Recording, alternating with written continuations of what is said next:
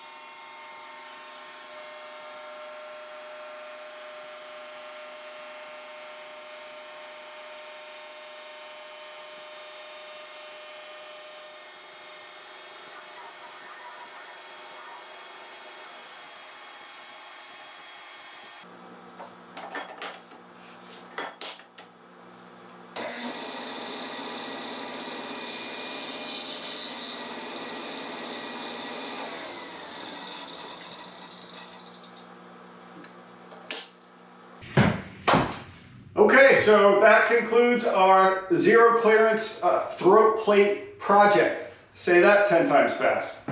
I made a couple of mistakes. I'm sure everyone saw it.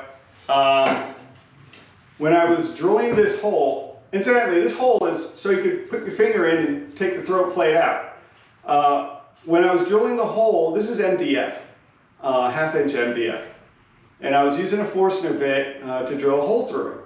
And I should have known this, it slipped my mind, but I should have drilled until the point broke through the other side, and then I should have flipped it over and gone through the other side. But what happened was I broke out a substantial amount here. I might do this over again, I'm not sure. And also, this was on the wrong side, so when I went through, when I raised the blades up, it's gone through. It's still structurally sound, so I'm not too concerned about it. But those were the two mistakes. But again, it works. There's absolute zero clearance, which is exactly what you want. You want something to support your work close to that blade. And as I said before, to use a dado blade or any kind of blade without your throat plate, whether it's the one that came from the factory or the one that you built, is extremely dangerous. Do not do it. Again, table saw is the most dangerous tool in the shop. I know this from firsthand experience. I've put my thumb through a blade before. It's not fun. You have to have a lot of respect for this piece of equipment. In any event, that concludes the video. I hope you enjoyed it. If you did, hit that like button, hit that subscribe button. I really appreciate it, and I'll see you guys later.